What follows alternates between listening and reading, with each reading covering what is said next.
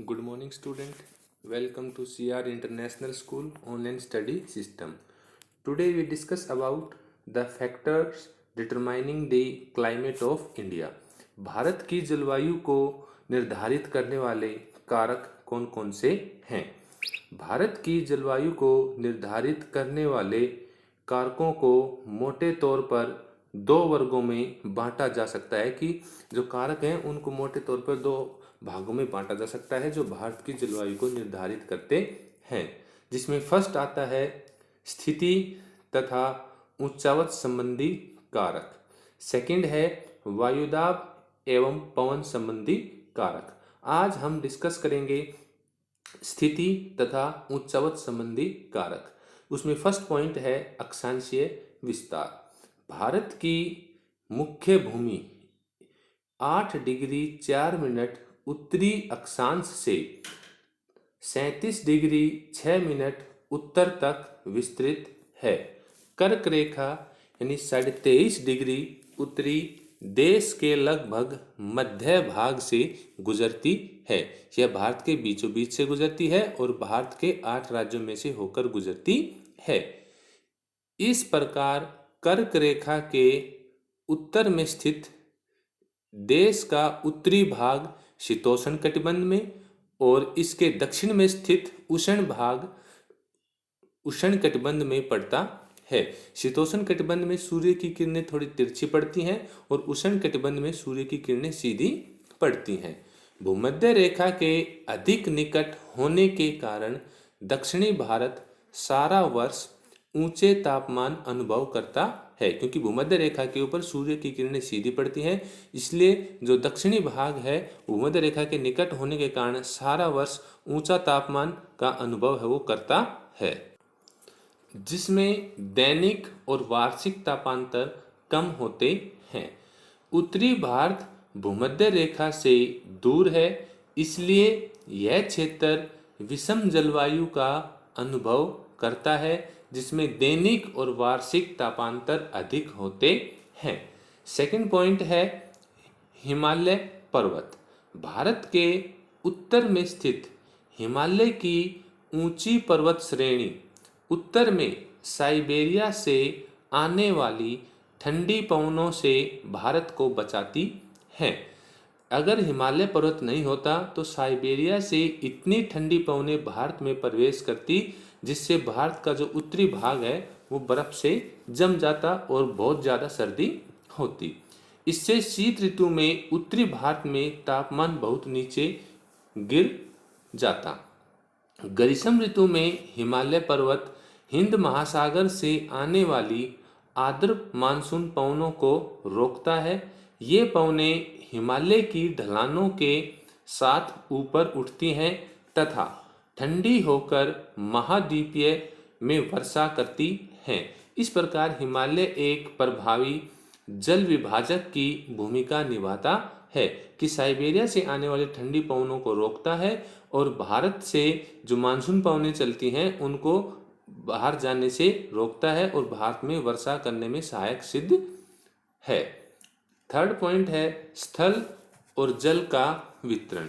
भारत के दक्षिण में 3 और समुद्र व उत्तर में एशिया का विशाल स्थलखंड स्थित है कि तीनों ओर तो स्थल जल भाग है और एक साइड उत्तरी भाग की तरफ विशाल हिमालय पर्वत का स्थलखंड है वो स्थित है।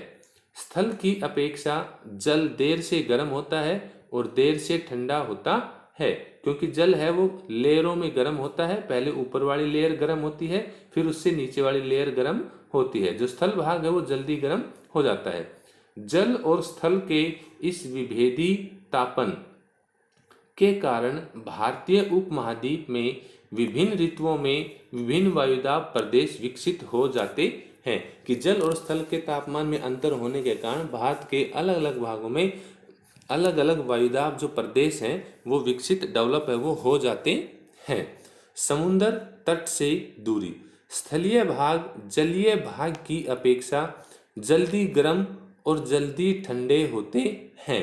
परिणाम स्वरूप देश के विस्तृत तटीय प्रदेश में समकारी इक्वेबल जलवायु पाई जाती है।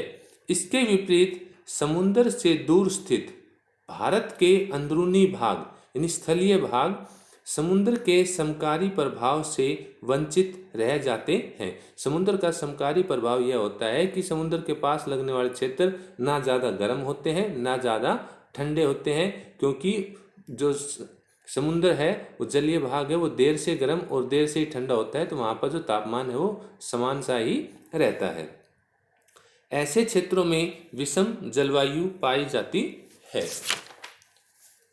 नेक्स्ट है समुद्र तल से ऊंचाई। आमतौर पर 165 मीटर की ऊंचाई पर जाने पर यानी समुद्र तल से 165 मीटर की ऊंचाई पर जाने पर 1 डिग्री सेल्सियस तापमान है वो कम हो जाता है। इसका कारण है ऊंचाई पर वायु का विरल होना। विरल वायु के कारण पर्वतीय प्रदेश मैदानी भागों की तुलना में ठंडे होते हैं। नेक्स्ट है उच्चावच रिलीफ। भारत का भौतिक स्वरूप फिजियोग्राफिक अथवा उच्चावच तापमान, वायुदाब, पवनों की गति एवं दिशा तथा वर्षा की मात्रा और वितरण को प्रभावित करता है। उदाहरण के तौर पर अरावली पर्वत अरब सागर से चलने वाली मानसून पवनों के समानांतर फैले होने के कारण यानी पैरेलल होने के कारण आर्द्र पवनों को रोक नहीं पाता, जिसके परिणाम स्वरूप उत्तर पश्चिमी भारत का मरुस्थल बन गया है। कि जो अरावली पर्वत है वो मानसून पवनों के समानांतर पड़ता है, पैरेलल पड़ता है, जिससे वह मानसून पवनों को रोक नहीं पाता और उत्तर पश्चिम भारत का मरुस्थल है वो बन गया है। मरुस्थल उसे कहा जाता है जहां वार्षिक वर्षा 25 सेंटीमीटर से कम होती है। सेकंड, पश्चिमी घाट तथा असम के पवनाभिमुख ढालों पर भारी वर्षा होती है, जबकि दक्षिणी पठार पवन विमुखी ढाल पर स्थित होने के कारण वृष्टि छाया रेन शैडो प्रदेश में आ जाता है और इसलिए शुष्क रह जाता है। थर्ड पॉइंट, मेघालय में खासी और जैंतिया पहाड़ियों का भू आकार एक वर्ग कीप यानी फनल जैसा है, जिसमें आर्द्र मानसून पवनों को घुसकर 1500 मीटर ऊंचा उठना पड़ता है। परिणाम स्वरूप ऊंचाई पर पवनें ठंडी होती हैं और उनके जलवाष्प संघनित होकर भारी वर्षा करते हैं। Thank you. Stay home, stay safe.